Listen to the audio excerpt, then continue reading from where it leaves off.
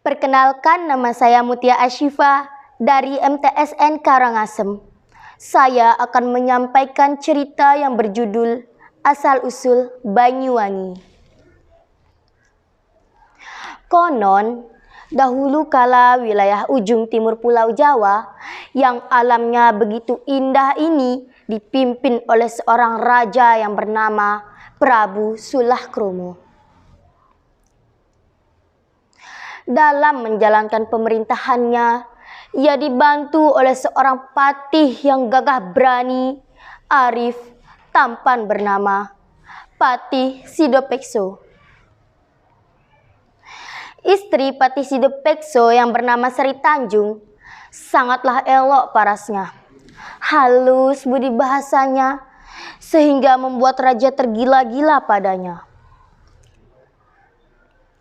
Agar tercapai hasrat sang raja untuk membujuk dan merayu Sri Tanjung, maka muncullah akal liciknya dengan memerintah Patih Sidopekso untuk menjalankan tugas yang tidak mungkin bisa dicapai oleh manusia biasa.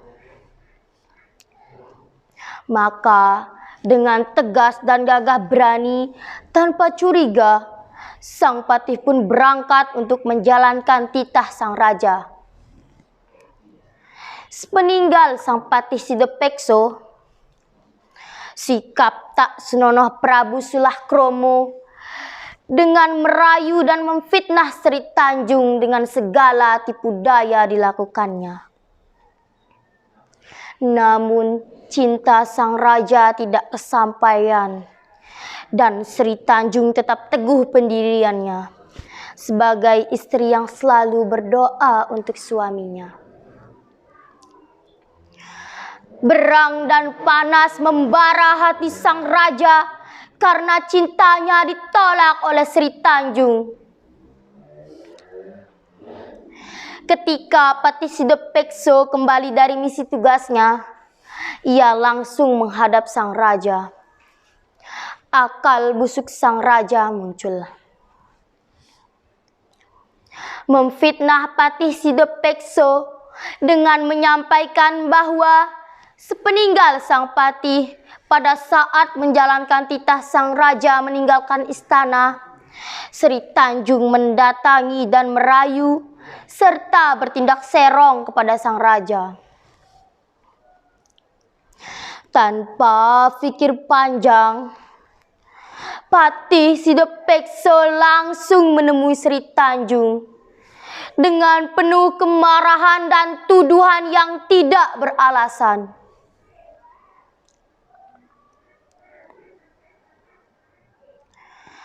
Pengakuan Sri Tanjung yang lugu dan jujur membuat hati Patih Sidopekso semakin panas menahan amarah. Dan bahkan dengan berangnya ia mengancam akan membunuh istri setianya itu. Diseretlah Sri Tanjung ke tepi sungai yang keruh dan kumuh.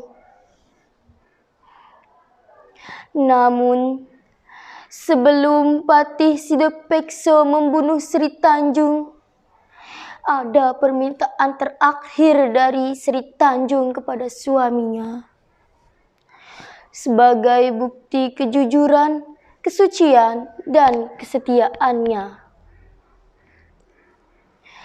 ia rela dibunuh dan jasadnya diceburkan ke dalam sungai yang keruh itu. Apabila darahnya membuat air sungai berbau busuk, maka ia telah berbuat serong. Tapi jika air sungai itu berbau harum, maka ia tidak bersalah.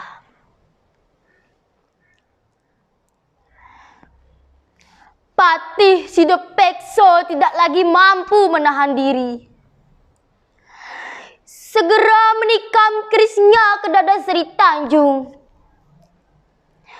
Darah memercik dari tubuh Sri Tanjung dan mati seketika. Mayat Sri Tanjung segera diceburkan ke dalam sungai yang keruh. Berangsur-angsur menjadi jernih, seperti kaca, serta menyebarkan bau harum. Bau wangi. Patih Sidapekso terhuyung-huyung jatuh, dan ia menjadi linglung. Tanpa ia sadari, ia menjerit, "Banyuwangi, Banyuwangi." Banyuwangi terlahir dari bukti cinta istri kepada suaminya. Sekian dan terima kasih.